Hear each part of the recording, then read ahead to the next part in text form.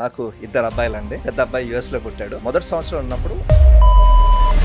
అంటే మీ బాబు కోసం స్టార్ట్ చేసినటువంటి ఫామ్ ఇది. అవునండి. ఈరోజు పాలు తాగడానికి పాలు ఉన్నాయండి, కానీ ఎవరు అథెంటిక్ గా ఈ పాలు తీసుకుంటే గ్యారంటీ అనే అథెంటిసిటీ కనిపించలేదు. ఈ ప్రాబ్లం ఎందుకు సాల్వ్ చేయకూడదు? ఎక్కడెక్కడ ఉంది? హైదరాబాద్ లో ఉందండి, బెంగళూరులో చేస్తున్నాము, పూణే, ముంబై, విజయవాడలో కూడా చేస్తామండి. చాలా రకాల కంపెనీస్ ఉన్నాయి, చాలా రకాల బ్రాండ్స్ ఉన్నాయి. వీటన్నింటికంటే వై సిడ్స్ మిల్క్ అంటే ఏం చెప్తారు? మా పాలను ఏ రోజన్నా టెస్ట్ చేయండి. 100% హైడ్రోజన్ పెరాక్సైడ్ కానీ, కాస్టిక్ సోడా కానీ, బేకింగ్ సోడా కానీ, ఫార్మలిన్ కానీ ఎటువంటి ప్రిజర్వేటివ్ ఉండదండి. అది గ్యారంటీ. నేను మీ దగ్గర చూసానండి, రకరకాలైనటువంటి టెస్టులు చేస్తున్నారు. అన్ని రకాల టెస్టులు ఎందుకు చేస్తున్నారు అసలు మీరు? వరల్డ్ లో ఎక్కడ చూసినా కానీ పాలల్లో చేసే బేసిక్ టెస్ట్ ఏంటంటే, పాలు ఎంత చిక్కగా ఉన్నాయి, ఎంత వెన్న శాతం ఉంది, ఎంత మిగతా సాలిడ్. చిన్న మిషన్ ఉంటుంది, అది అల్ట్రాసౌండ్ మిషన్ అండి. పాలలో పెడితే ప్రతి గ్రామంలో ఇది ఉంటుంది. పాలలో ఉన్న సాలిడ్స్ తీసేసి రైస్ ఫ్లోర్ గానీ, వీట్ ఫ్లోర్ గానీ ఇలా వేసినా గానీ అది మళ్ళీ మన మిషన్ తెలియదు. పదార్థం ఉందని తెలుసు కానీ దానికి ఏంటి ఆ పదార్థం అనేది, ఆ సూక్ష్మత దానికి తెలియదు. సో అందుకని ఇలాంటివి గుర్తించాలి అనేది అప్పుడు మాకు అనిపించింది. అప్పటి నుంచి టెస్టింగ్ అనేది ఫోకస్ ఇంపార్టెంట్.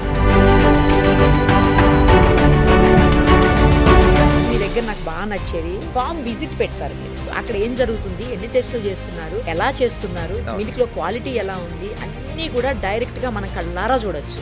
అలాంటి ఆప్షన్, అలాంటి ఛాన్స్ ఏ డైరీస్ లో కూడా ఉండదు. బట్ మీ దగ్గర ఎందుకు అలా? మీతోటి మేము ఇన్ని టెస్టులు చేస్తాము, ఇన్ని పారామీటర్లు చూస్తున్నాము, ఎలా నమ్ముతామండి? ఒకసారి ఈ ఎక్స్పీరియన్స్ కనుక ఇవ్వగలిగితే, ఇన్ని మాటలు చెప్తున్నాము, కస్టమర్కి యాక్చువల్లీ చూపించగలిగితే బాగుంటుంది. మా గోల్ ఏంటంటే మనం వరల్డ్ లో బెస్ట్ మిల్క్ మనం ప్రొడ్యూస్ చేయాలి.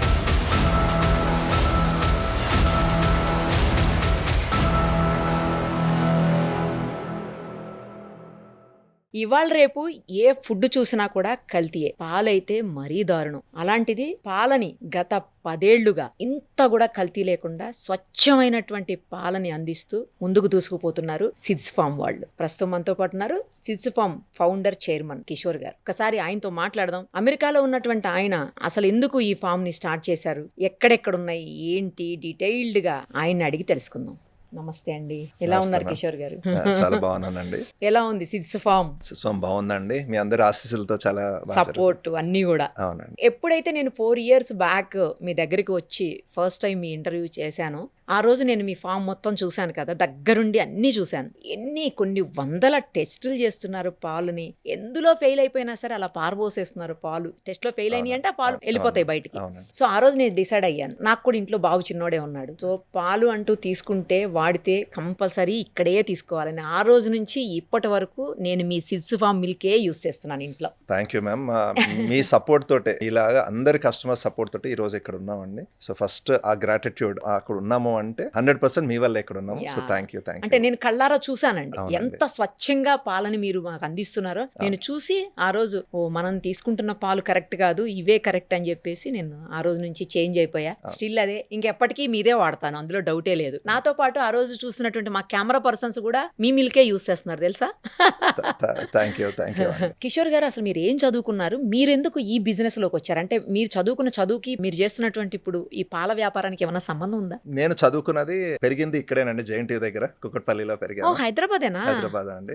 10th దాకా ఇక్కడ చదివాను. ఇంటర్మీడియట్ ఏమో little flower junior college Uppal, దాంట్లో సీట్ వచ్చిందండి. తర్వాత ఐఐటి ఖరగ్పూర్ లో 4 సంవత్సరాలు చదువుకున్నాను. దాని తర్వాత ఫుల్ స్కాలర్షిప్ మీద యుఎస్ కి వెళ్ళానండి. అక్కడ మాస్టర్స్, పిహెచ్డి చేశాను polymer science and engineering, material science లో. ఆ టైంలో ఇప్పుడు కూడా world number 1 in polymer science ఆ ఇన్స్టిట్యూట్ లో నా పిహెచ్డి చేశాను. సూపర్. అసలు తర్వాత జాబ్ ఇంటెల్ లో చేశానండి, మ్యానుఫ్యాక్చరింగ్ లో చేశాను.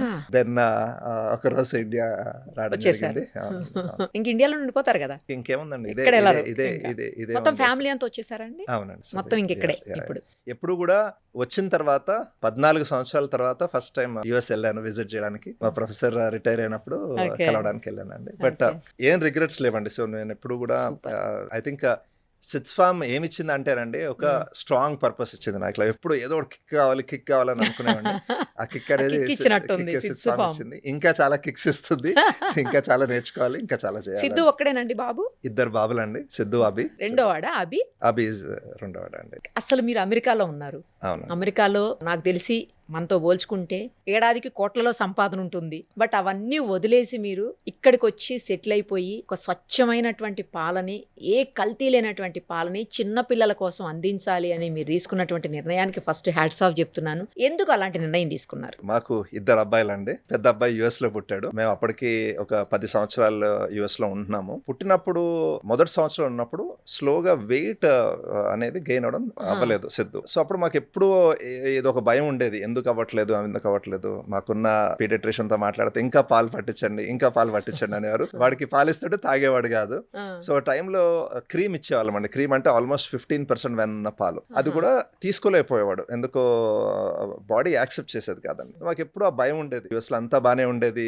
అప్పటికే 6 సంవత్సరాల నుంచి వర్క్ చేస్తున్నాము, ఇల్లు కొనుక్కున్నాము, అంతా బానే ఉండేది. కానీ మా వైఫ్ హిమ, తను కూడా జాబ్ చేసింది, అప్పుడే మాస్టర్స్ చేసింది, అంతా బాగుంది అనుకున్నప్పుడు ఇది ఒక పెద్ద కన్సర్న్. అప్పుడే అనుకున్నాం ఇండియా వచ్చేదో చేద్దామని ఉండేదండి. ఈ ప్రాబ్లం ఎప్పుడైతే ఎదురైందో మనకి, ఇక్కడికి వస్తే హైదరాబాద్ వస్తే ఇద్దరు పేరెంట్స్, తన పేరెంట్స్ మా పేరెంట్స్ ఇద్దరు హైదరాబాద్ లోనే ఉంటారు. సో సపోర్ట్ ఉంటుంది, వచ్చి హైదరాబాద్ లో ఏదైనా చేద్దాం. అప్పటికి ఇంకా వ్యవసాయం ఎప్పుడు ఇంట్రెస్ట్ ఉండేదండి, ఏం చేద్దాం అన్నది అప్పటికి ఇంకా డిసైడ్ కావలేదు. వచ్చినప్పుడు ఫస్ట్ స్టార్ట్ చేసినప్పుడు హైదరాబాద్ వచ్చాము, అక్కడ ఇల్లు అమ్మేసి వచ్చేద్దామని డిసైడ్ చేస్తాము. చేస్తున్నప్పుడు ఎప్పుడు పాల కోసం చూసేవాళ్ళం. మళ్ళీ పాలు ప్రాబ్లం కదండి, మంచి పాలు తాగితే వెయిట్ గెయిన్ అవుతుంది.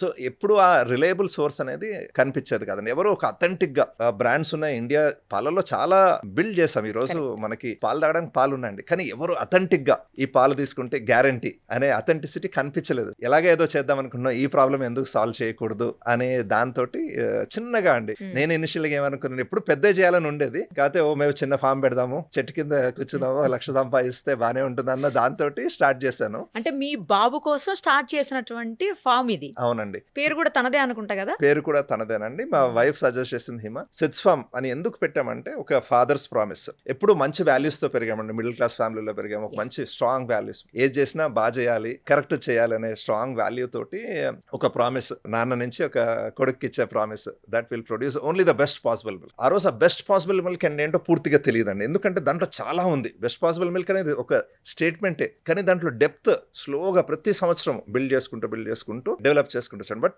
ఈ రోజు కూడా పనిచేసే ప్రతి ఒక్కళ్ళు కూడా ఆ డెప్త్, ఒక parents promise to a child, దాన్ని ఎలా డెలివర్ చేయాలి, దాని మీద వర్క్ చేస్తూ బిల్డ్ చేసుకుంటూ వస్తున్నామండి. సో అలాగే సిడ్స్ ఫామ్ స్టార్ట్ చేశారు. ఫస్ట్ ఎంతమంది కస్టమర్స్ ఉన్నారండి స్టార్టింగ్ లో మీరు స్టార్ట్ చేసిన కొత్త? చాలా చిన్నగా స్టార్ట్ చేసామండి. ఒక 10 మంది కస్టమర్స్ తో స్టార్ట్ చేసాము. ఏం చేసామంటే, ఒక చిన్న గ్రీన్ ఫ్లోరెసెంట్ బాగా మెరిసే ఒక ఫ్లైర్ తయారు చేసామండి. మధ్యలో చిన్న లోగో. ఆ లోగో చూస్తే ఇప్పుడున్న లోగో కొద్దిగా డిఫరెంట్. రౌండ్ లోగో ఉండేది, మధ్యలో ట్రాక్టర్ బొమ్మ ఉండేది, చిన్న పిల్లోడు ఆడుకుంటున్న బొమ్మ పెట్టి, ఇటువైపు ఆవులు ఇలా తిరిగి మేస్తాయి, ఇవి ఉంటాయి, ఎటువంటి ఇంజెక్షన్స్ ఉండవు అని ఇక్కడ ఒక 3 లైన్స్, ఇక్కడ ఒక 3 లైన్స్. ఆ పోస్టర్ ఇంట్లో వేసాము. ఒక 2 అపార్ట్మెంట్ కాంప్లెక్స్ వేసాం, గచ్చిబౌలిలో స్టార్ట్ చేసామండి. 3 నుంచి 4 కస్టమర్స్ వచ్చారు ఫస్ట్. తర్వాత తల్లి అపార్ట్మెంట్ లో కూర్చొని కస్టమర్స్ కి పాలు ఎక్స్ప్లెయిన్ చేయడం, ఆ పాలు ఒకసారి తాగమని టేస్ట్ చేసి అలా స్లోగా బిల్డ్ చేసుకుంటూ వచ్చాము. ఎవ్రీ ఇయర్ ఆ కొద్ది కస్టమర్స్ యాడ్ అవుతూ సిడ్స్ ఫామ్ స్టార్ట్ చేసినప్పుడు ఒక 1000 మంది కస్టమర్స్. 2016 ఫస్ట్ ఫామ్ చేస్తూ కంపెనీని ఎప్పుడైతే ఇన్కార్పొరేట్ చేసామో అప్పుడు ఒక 1000 మంది కస్టమర్స్ సర్వ్ చేయడం స్టార్ట్ చేసామండి. సూపర్. ఇప్పుడు ఎంతమంది ఉన్నారు? ఇప్పుడు ఇంచుమించు ఒక 70,000 మంది కస్టమర్స్ రోజు సర్వ్ చేస్తామండి. ఈ రోజు ఎక్కడెక్కడ ఉంది మన హైదరాబాద్ తో పాటు? హైదరాబాద్ లో ఉందండి, అలాగే బెంగళూరులో చేస్తున్నాము, పూణే, ముంబై, చిన్నగా విజయవాడలో కూడా చేస్తామండి. 5 సిటీస్ లో ఉన్నాం ఈ రోజు మనం. అంటే ఆల్మోస్ట్ 4 స్టేట్స్. అవునండి, అంతే కదా? అవునండి. తెలంగాణ ఇస్ అవర్ హబ్, తర్వాత ఆంధ్రప్రదేశ్, కర్ణాటక, మహారాష్ట్ర. నేను మీ దగ్గర చూసానండి, రకరకాలైనటువంటి టెస్టులు చేస్తున్నారు. అసలు మామూలుగా పాలకి టెస్టులు చేస్తారని నాకు తెలియదు.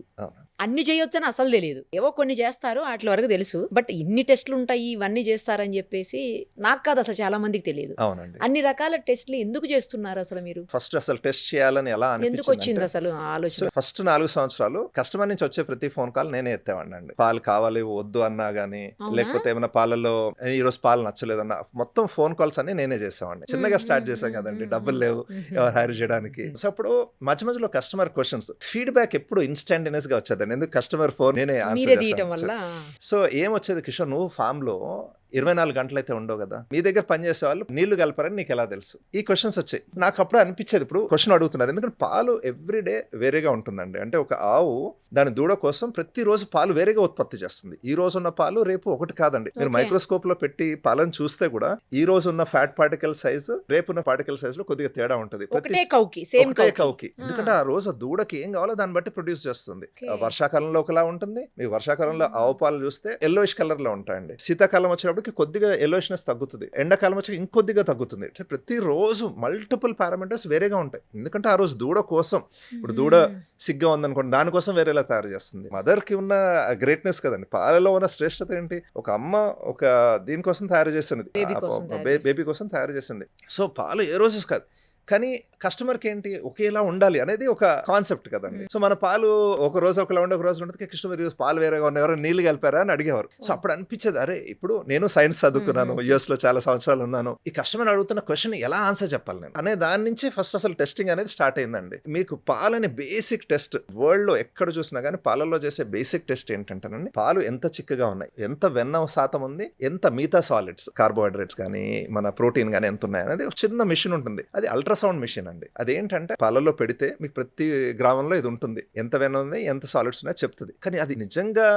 వెన్ననా ఇంకేమన్నా దానికి తెలియదు. సో అలాగా వేరే థింగ్స్ యాడ్ అయ్యే ఛాన్సెస్ ఉంటాయండి. సో అప్పుడు అరే ఇవి టెస్ట్ చేయాలి. మీరు రీసెంట్ గా ఈ కాంట్రవర్సీ గురించి కూడా వినుంటారు కదా, అనలాగ్ పనీర్, రియల్ పనీర్. అసలు ఇది ఏంటి అనలాగ్ పనీర్, రియల్ పనీర్? పాల వెన్న అండి 700 నుంచి 800 రూపాయలు ఉంటుంది పాల వెన్న కాస్ట్. చీపెస్ట్ మన నెయ్యి కొంటే బయట తక్కువ ప్రైస్ ఉన్న నెయ్యి కొన్నా కానీ 700 నుంచి 800 రూపాయలు ఉంటుందండి. అదే మీకు పామ్ ఆయిల్ 100 రూపాయల్లో దొరుకుతుంది. ఇప్పుడు మీరు పాల వెన్న తీసేసి దాంట్లో వెజిటబుల్ ఆయిల్ వేసారనుకోండి, మీకు డిఫరెన్స్ కనిపించదు. ఇదేమో 800 రూపాయలు, 700, 800 రూపాయలు, ఇదేమో 100 రూపాయలు. సో ఆ మిషన్ కూడా తెలియదు, అల్ట్రాసౌండ్ మిషన్ కూడా తెలియదు. ఎందుకంటే అది ఏం చేస్తుంది, అది వింటుంది. అల్ట్రాసౌండ్ అంటే సౌండ్ కదండి. మన ప్రెగ్నెన్సీలో అదే సేమ్ టెక్నిక్ వాడతారు. అదేంటంటే ఆ సౌండ్ వేవ్ బట్టి డిటెక్ట్ చేస్తుంది. దానికి ఇది వర్సెస్ ఇది గుర్తించలేదు అది. సో అలాగే మీరు పాలలో ఉన్న సాలిడ్స్ తీసేసి రైస్ ఫ్లోర్ కానీ వీట్ ఫ్లోర్ కానీ ఇలా వేసినా కానీ మళ్ళీ మన మిషన్ తెలియదు. ఏదో ఉంది, పదార్థం ఉందని తెలుసు కానీ దానికి ఏంటా పదార్థం అనేది ఆ సూక్ష్మత దానికి తెలియదు. సో అందుకని ఇప్పుడు ఎవరన్నా ఈ పాల వెన్నను తీసి పామాయిల్ వేయడం కానీ ఇలాంటివి చేసినప్పుడు ఆ చిన్న మిషన్ కి తెలియదండి. సో అందుకని ఇలాంటివి గుర్తించాలి అనేది అప్పుడు మాకు అనిపించింది. అప్పటి నుంచి టెస్టింగ్ అనేది ఫోకస్ ఇంపార్టెంట్. నాకు ఎలా తెలుసు, నేను రోజు 24 గంటలు అయితే ఫామ్ లో ఉండలేను. అప్పుడు అనిపించింది ఈ ప్రాబ్లమ్ సాల్వ్ చేయాలి. ఎందుకంటే కస్టమర్ కి గ్యారంటీగా ఎలా చెప్పగలం, నాకు తెలుసా గ్యారంటీగా. అప్పటి నుంచి టెస్టింగ్ అనేది ఫోకస్ చేయడం స్టార్ట్ చేసామండి. ఫస్ట్ ఒక 3-4 పారామీటర్లు. పాలలో ఎటువంటి ఉప్పు లాంటి పదార్థాలు లేవు, పాలల్లో స్టార్చ్ లాంటి పదార్థాలు లేవు, ఈ వెన్న ప్యూరా కాదా, ఇక్కడ నుంచి స్టార్ట్ చేసి ఏమైనా ప్రిజర్వేటివ్స్. నేను సింపుల్ చిన్న చిన్న టెస్ట్లు అండి. మనం బేసిక్ కెమిస్ట్రీ చేస్తే, హై స్కూల్ కెమిస్ట్రీ, మేము హ్యాబిట్స్ వెళ్ళి స్కూల్లో ఎక్కడైతే మనం కెమికల్స్ స్కూల్స్ ఎక్కడి నుంచి అయితే కెమికల్ అక్కడికి వెళ్ళి FSSAI క్లియర్ మాన్యువల్స్ ఉన్నాయండి. ఇప్పుడు సాల్ట్ ఎలా డిటెక్ట్ చేయాలి, హైడ్రోజన్ పెరాక్సైడ్ అనే ప్రిజర్వేటివ్ ఎలా డిటెక్ట్ చేయాలి, కాస్టిక్ సోడా కలిస్తే ఎలా డిటెక్ట్ చేయాలి, మీరు క్లియర్ మాన్యువల్స్ FSSAI.gov.inకి వెళ్తే ఈచ్ ఆఫ్ దీస్ పదార్థాలు ఎలా డిటెక్ట్ చేయాలో సింపుల్ టెస్ట్ ఉన్నాయి. అవన్నీ ఒకటి నీట్గా వెళ్ళి చేసుకుని మీకు 5 నుంచి 10 సెకండ్లలో టెస్ట్ రిజల్ట్ వస్తుంది.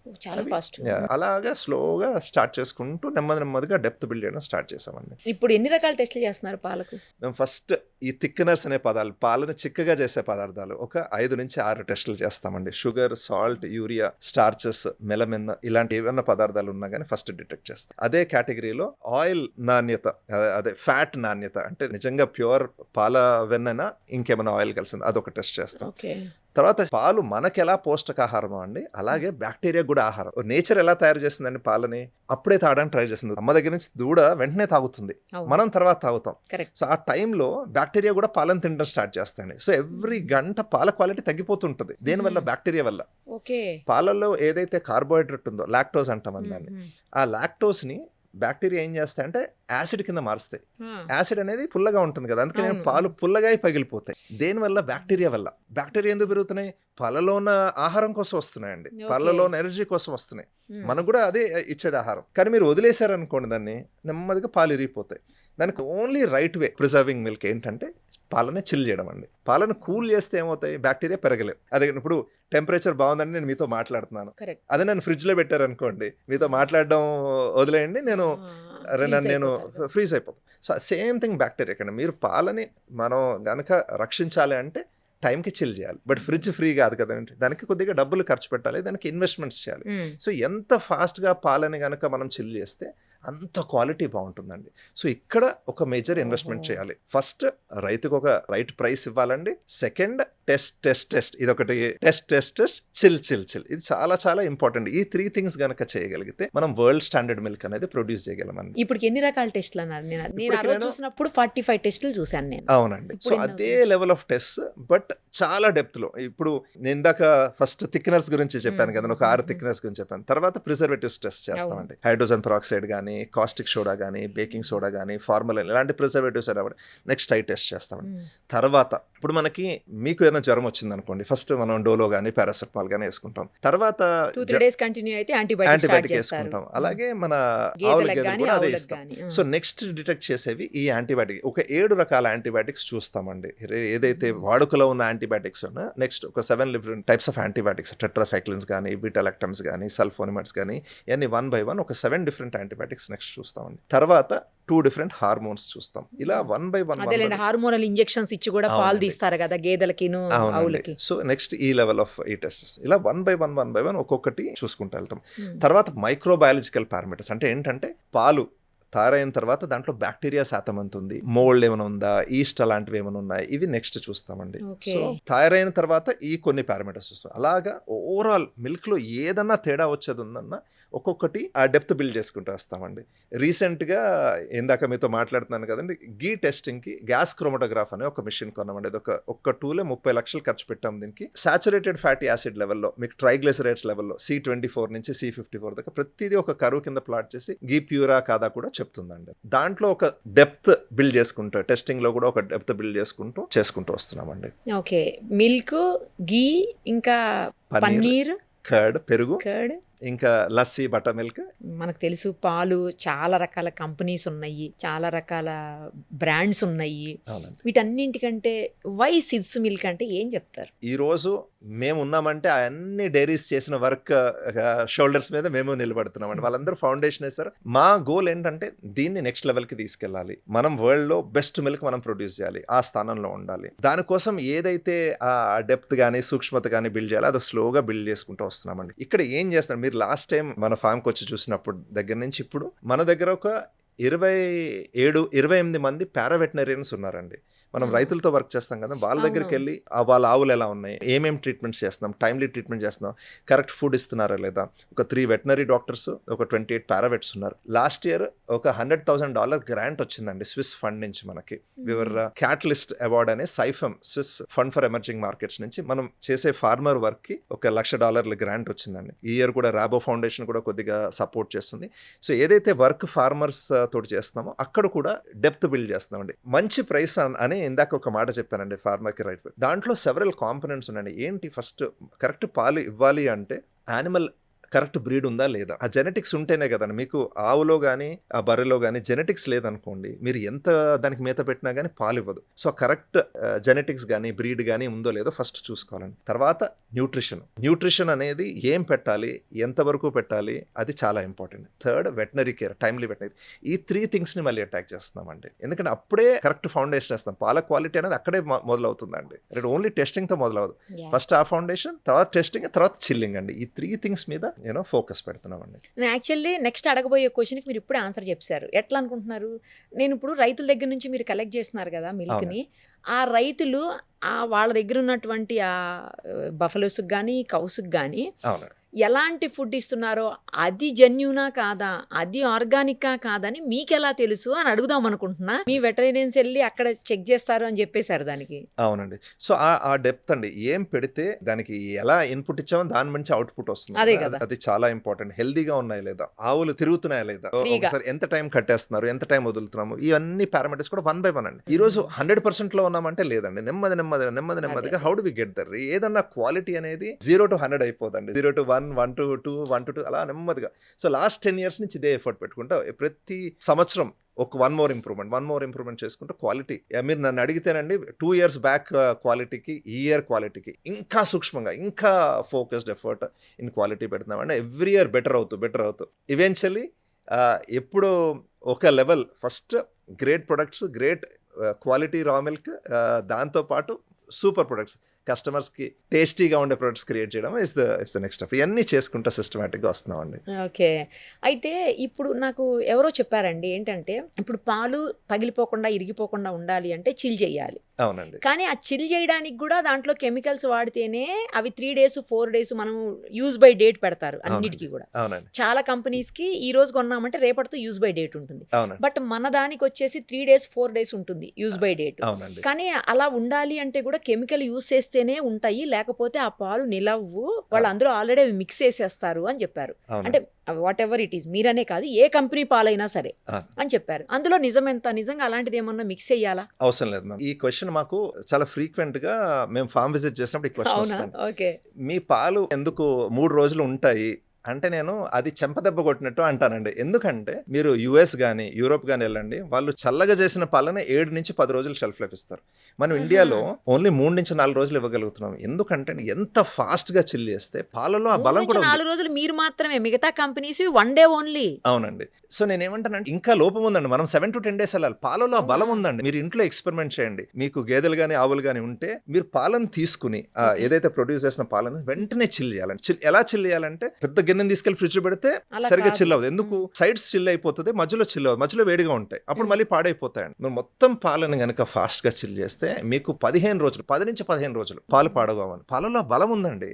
పాలు నేచర్ చాలా ఇంటెంట్ తో తయారు చేస్తుంది. పాలను ఎలా చిల్ చేస్తాం బౌల్ని కాకుండా? అవునండి. సో పాలలో మీకు ఇండస్ట్రీలో చూస్తే ఎలా చేస్తారంటే పాలని ప్లేట్స్ మధ్యలో చూస్తారు. మీరు ఎప్పుడన్నా కార్ రేడియేటర్ ఎలా పనిచేస్తుందో చూసారు? సన్నని పాలని ఒక పొరలాగా ఒక స్టెయిన్లెస్ స్టీల్ ప్లేట్ మధ్యలోంచి పంపిస్తామండి.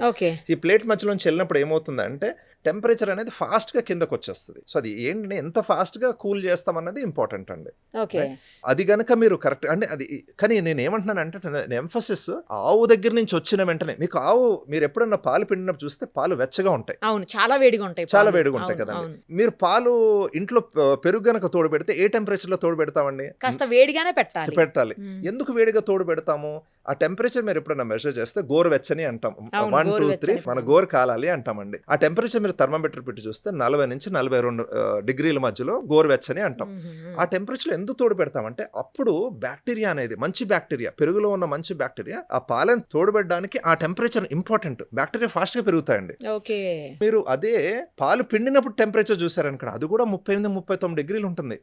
అప్పుడు కూడా పాలు బికాస్ దాని బాడీలోంచి వస్తున్నాయి కాబట్టి ఆ టెంపరేచర్లో వస్తాయండి. ఆ టెంపరేచర్ బ్యాక్టీరియా ఫాస్ట్ గా పాలను తింటూ ఉంటాయి. So only way to preserve. అందుకని ఏమంటున్నానంటే పొట్టలోంచి వచ్చిన పాలు 38-39 డిగ్రీలు ఉన్నాయి కదండి, దాన్ని ఎంత తొందరగా 4 తీసుకొస్తారని చాలా ఇంపార్టెంట్. బయట చాలా సేపు ఉన్నాయనుకోండి, 2-3 గంటలు ఉన్నాయనుకోండి, సగం లైఫ్ అయిపోయింది. 6 గంటలు ఉన్నాయనుకోండి, ఒక డేకి లైఫ్కి వచ్చేసింది. మీరు 2-3 గంటల్లో చిల్ చేశారనుకోండి దాన్ని 3 నుంచి 4 రోజులు, మీరు 6 గంటల్లో చిల్ చేశారనుకోండి ఒక రోజే షెల్ఫ్ లైఫ్ ఇవ్వగలరు. సో అది సీక్రెట్ అండి. ఎంత ఫాస్ట్ గా 39 డిగ్రీల్లో దాని బాడీలోంచి బయటకు వస్తున్నాయి, దాన్ని ఎంత ఫాస్ట్ గా 4 డిగ్రీలకి తీసుకొస్తే అంత లైఫ్ ఉంటుంది. మీకు వెస్ట్లో ఏమవుతాయంటే పెద్ద పెద్ద ఫార్మ్స్ ఉంటాయి కాబట్టి అండి, లార్జ్ ఇన్వెస్ట్మెంట్స్ పెడతారు కాబట్టి దాని పార్లర్లోంచి పాలు పిండుతూనే పాలు బయట దాని పొదుగులోంచి పాలు వస్తూనే ఇమీడియట్ నెక్స్ట్ 1 or 2 minutes లో చిల్ అయిపోతున్నాయి అక్కడ. అందుకని వాళ్ళు ఇవ్వగలుగుతున్నారు. మనకి కొద్దిగా టైం పడుతుంది మన దగ్గర రావడానికి. మాకు కూడా మేము కూడా ఒక 2-3 గంటలు పెట్టుకుంటామండి టార్గెట్. మీరు ఆ టైం పెరిగే కొద్ది. సో మేము సో ఈ ప్రాబ్లమ్ సాల్వ్ చేయడానికి మా దగ్గర ఒక 25 farm level milk chilling stations ఉన్నాయండి. అంటే కొన్ని ఫార్మ్స్ లో పిండిన వెంటనే విలేజ్ లెవెల్లో పాలు వచ్చిన వెంటనే ఫస్ట్ స్టెప్ లో చిల్ అయిపోవాలి. దీంతో పాటు ఇంకొక 22 చిల్లింగ్ స్టేషన్స్ ఉన్నాయి. ఓవరాల్ ఈ ఇన్ఫ్రాస్ట్రక్చర్, ఈ ఇన్వెస్ట్మెంట్స్ చాలా ఇంపార్టెంట్ అండి. మీరు ఎంత ఫాస్ట్ గా మీరు పాలని చిల్ చేస్తామన్నదే దాన్ని బట్టి క్వాలిటీ ఆఫ్ మిల్క్ సెట్ అవుతుందండి. సో ఇది ఇంపార్టెంట్ స్టెప్. మీరు అన్నట్టు అక్కడ ఉందండి సీక్రెట్. ఇది గనక చేస్తే ఎటువంటి ప్రిజర్వేటివ్ యాడ్ చేయాలని అవసరం లేదండి. మా పాలని ఏ రోజన్నా టెస్ట్ చేయండి, 100% హైడ్రోజన్ పెరాక్సైడ్ కానీ, కాస్టిక్ సోడా కానీ, బేకింగ్ సోడా కానీ, ఫార్మలిన్ కానీ ఎటువంటి ప్రిజర్వేటివ్ ఉండదండి. అది guarantee. There is no reason for us to exist and in case మేము ప్రిజర్వేటివ్ చేయాలంటే. ఎందుకంటే ఈరోజు పాలు ఉన్నాయి కదండి, మేము ఇచ్చే గ్యారంటీ అంటే మా పాలలో ఎటువంటి ఏ రోజు కాస్టిక్ సోడా అనేది కానీ ఉండదు. Caustic soda is a common preservative అండి. ఇప్పుడు పాలు ఇరిగిపోతున్నాయి, ఎలా ఇరిగిపోతున్నాయండి? యాసిడ్ తయారై ఇరిగిపోతున్నాయి అంటాం. సో బేస్ కాస్టిక్ సోడా కానీ, బేకింగ్ సోడా కానీ ఆర్ బేసెస్ అండి. మీకు చిన్నప్పుడు గుర్తుండదు, ఇంట్లో మన మదర్స్ కూడా అమ్మలు ఎప్పుడైనా పాలు ఇరిగిపోతుందంటే కొద్దిగా బేకింగ్ సోడా, ఏది మన బజ్జీలో వేసే బేకింగ్ సోడా వేస్తే పాలు ఇరిగిపోకుండా వాడేవారు. చిన్న ఇంట్లో చిట్కా అనేవాళ్ళం. బట్ రోజు కాస్టిక్ సోడా అది అసలు వేసుకోకూడదు, మంచిది కాదు కదా. మంచిది కాదు కదండి. సో దానివల్ల పాలు ఇరగవు. ఎందుకు? యాసిడ్ తయారవుతుంది, caustic soda base, baking soda base అండి. యాసిడ్ ప్లస్ బేస్ కెమిస్ట్రీ చదువుకుంటాం, న్యూట్రలైజేషన్ అసలు బేకింగ్ సోడా వాడొద్దు అని కదా ఇప్పుడు వాడకూడదు, వాడకూడదండి, అసలు ఎందులోనూ వాడొద్దు అని చెప్పి వాడకూడదండి. బట్ మీకు చూస్తే ప్రతి ఫుడ్ ఫ్యాక్టరీలో ఇవి ఉంటాయి. ఎందుకు? They are great cleaning chemicals అండి. మీరు క్లీనింగ్ కి వాడే క్లీనింగ్ ఓకే, నేను అనేది ఫుడ్ 100% పార్టికల్స్ లో కానీ రాకూడదండి, ఫుడ్ 100% అంటే ప్రిపరేషన్ లో కానీ దేంట్లో కూడా అసలు బేకింగ్ సోడా యూస్ చేయొద్దు అవసరం అంటున్నారు. లేదండి. పాలల్లో ఎస్పెషల్లీ అవసరం లేదు. ఆ గ్యారంటీ ఏ రోజు కూడా, ప్రతిరోజు ఆ డెప్త్ అండి. డెప్త్ అనేది ఏంటి? ప్రతిరోజు ఏ రోజన్నా కస్టమర్ మాకు ఆ ట్రస్ట్ చేసి అది ఇస్తున్నారు కదా, దాన్ని ఎలా చేయాలి, ఆ డెప్త్ ఎలా బిల్డ్ చేయాలి, ఎవ్రీడే ఈ టెస్ట్లో 100% పాస్ కావాలి. సో దానికి ఏదైతే ఆ ల్యాబ్ టీమ్ పీపుల్ అందరూ మోటివేటెడ్ పీపుల్, ఎందుకు ఈరోజు అందరూ సెల్స్ ఫామ్ కోసం ఆ టీం అంతా ఎందుకు పనిచేస్తారంటే ఈ వాల్యూస్ కోసం అండి. Because they personally believe in these values, కాబట్టి ఆ డెప్త్ బిల్డ్ చేస్తున్నామండి. మీ దగ్గర only cow milk and buffalo కూడా ఉంది కదా, రెండు ఉన్నాయి కదా. అవునండి. రెండు కూడా మీరు బయట రైతుల దగ్గర నుంచి తీసుకుంటారా అండి, లేకపోతే మన ఫామ్ లో ఏమన్నా ఉన్నాయా? మేము ప్రొడ్యూస్ చేసేది less than 1% of the milk అండి. మేము ఒక 3 ఫార్మ్స్ రన్ చేస్తాం. అందులో బర్రెలు కూడా ఉన్నాయా, లేకపోతే ఓన్లీ ఆవులేనా? ఆవులు ఉన్నాయి, బర్రెలు ఉన్నాయి. హైదరాబాద్ లో ఒక ఫామ్ ఉందండి మనకు, అలాగే పూణేలో ఒక ఫామ్ ఉంది, మన బెంగళూరులో కూడా ఒక ఫామ్ ఉంది. 3 చిన్న ఫార్మ్స్ ఉన్నాయండి.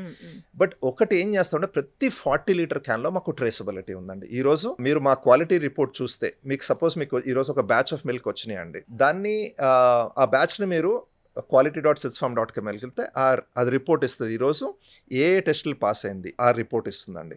దాంతోపాటు ఈరోజు ఎన్ని పాలు రిజెక్ట్ చేసాము, ఈరోజు ఒక 1000 లీటర్లు రిజెక్ట్ చేస్తాం అని చూపిస్తుంది. దాని కింద ట్రేసబిలిటీ కూడా ఒక 6 నెలల సంవత్సరంలో చూపిస్తుంది. ఈరోజు మాకు తెలుసండి, ఇప్పుడు ఇన్ని పాలు రిజెక్ట్ చేసామంటే ఏ విలేజ్ లో ఏ క్యాన్ లో ఏం టెస్ట్ ఫెయిల్ అయింది అనేది ఆ ట్రేసబిలిటీ మా దగ్గర ఈరోజు ఉందండి.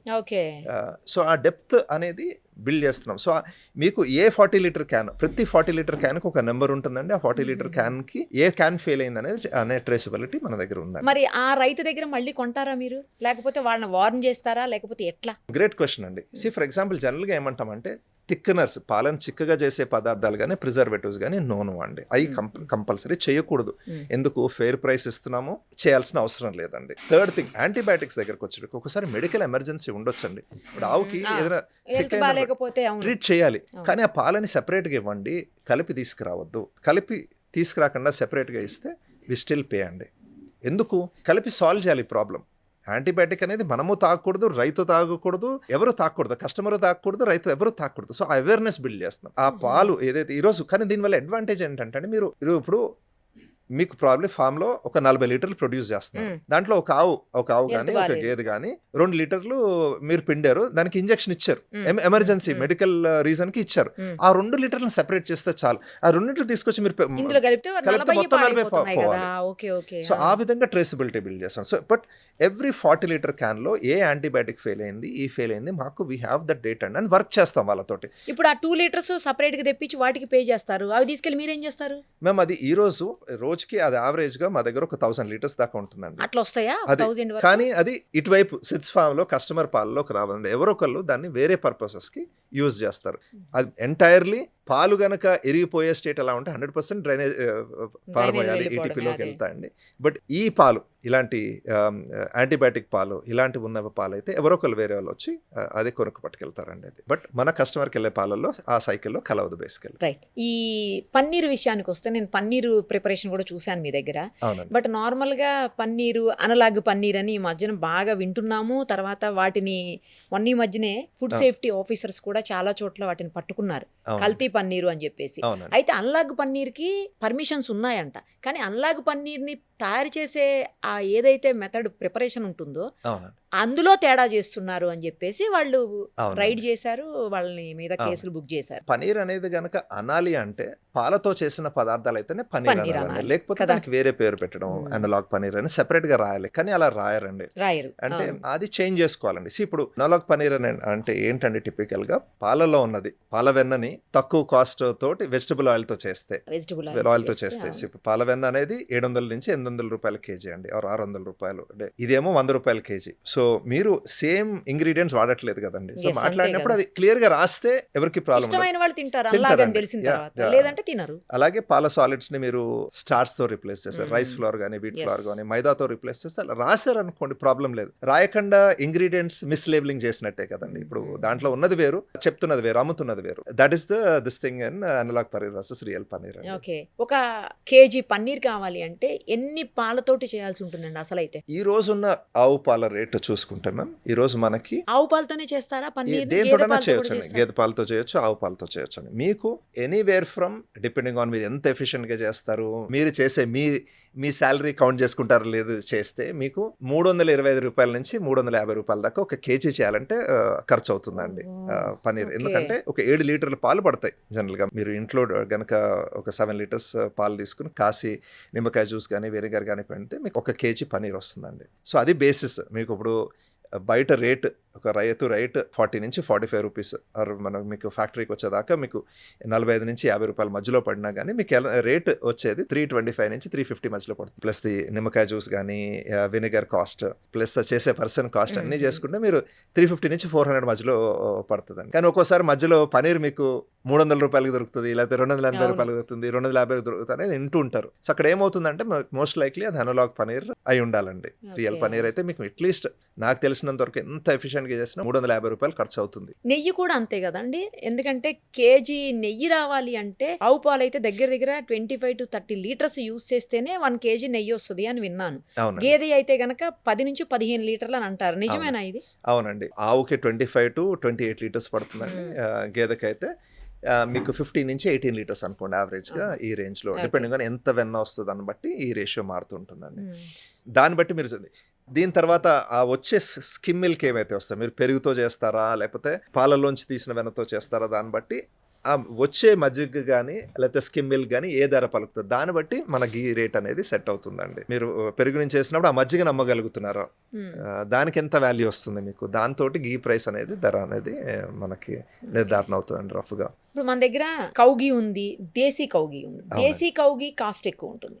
దేశీ కౌగికి నార్మల్ కౌగికి సేమ్ టైం మిల్క్ కూడా desi cow milk, normal cow milk, desi buffalo milk, normal buffalo milk, ఏంటి డిఫరెన్స్ ఏంటి అసలు? మేము ఫస్ట్ ఆవు పాలు గేదె పాలు గురించి మాట్లాడతామండి. కౌ బఫెలో మధ్యలో 2 డిఫరెంట్ స్పీసీస్ అండి. ఆంధ్ర అండ్ తెలంగాణలో there is definitely strong preference for buffalo milk, ఎందుకంటే చిన్నప్పటి నుంచి ఎక్కువ బఫెలో మిల్క్ తో పెరిగాము.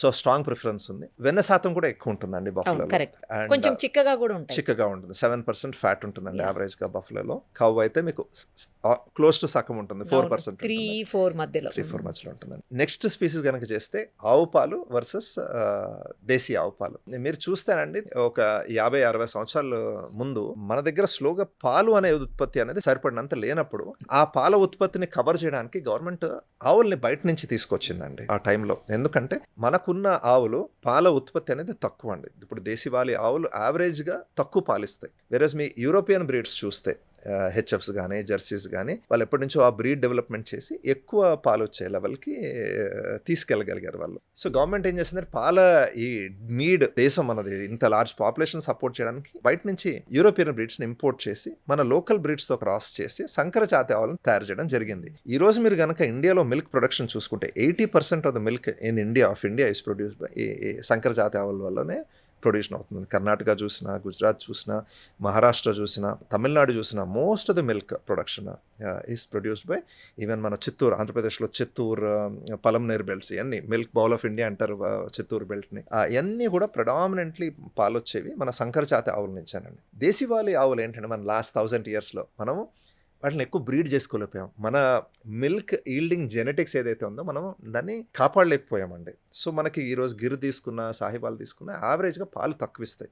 మేత అనేది ఒకటే తింటాయి, ఎందుకంటే దాని బాడీ వెయిట్ సపోర్ట్ చేయడానికి ఇంత మేత అనేది తినాలి. 40 కేజీల మేత, 30 నుంచి 40 కేజీల మధ్యలో గడ్డి పెట్టాలి దానికి, దాంతో పాటు అది పెట్టాలి. కానీ వచ్చే పాల క్వాంటిటీ మాత్రం తక్కువ అండి. ఈరోజు బెస్ట్ ఈల్డింగ్ గిర్స్ హైవాల్ తీసుకున్నా మీకు యావరేజ్గా మీరు చూసుకుంటే 6 నుంచి 8 లీటర్లు పాలు వస్తాయండి సంవత్సరం పొడుగునా చూసుకుంటే. అదే మీకు సంకర జాతి ఆవు 15 నుంచి 20 లీటర్లు ఇస్తుంది. సో రైతనే అతను టిపికల్గా నేను పడే కష్టానికి నాకు వాల్యూ దేంట్లో వస్తుందో చూసుకుంటారండి. సో ఆ విధంగా దేశీవాలి ఆవులు ఎందుకు ప్రైస్ ఎక్కువ అంటే తక్కువ, ఈరోజు పాలు తక్కువ ఇస్తాయి. సో అందుకని దాని రేట్ ఎక్కువ అండి. ఇట్స్ ప్యూర్లీ ఆ ప్రొడక్షన్ కెపాసిటీ తక్కువ కాబట్టి, బట్ సేమ్ ఎఫర్ట్ పడుతుంది. ఇంతేమంది మనుషులు పడతారు, అంతే పడతారు, వచ్చే పాలు క్వాంటిటీ తక్కువ అండి, అందుకని రేట్ ఎక్కువ. అలాగే గీ కూడా పాలు తక్కువ కాబట్టి గీ రేట్ ఎక్కువ అండి. కామన్గా మార్కెట్లో ఈ A1 A2 గురించి ఇది మాట్లాడతారండి, ఇది ఒక అనదర్ లార్జ్ కాన్సెప్ట్.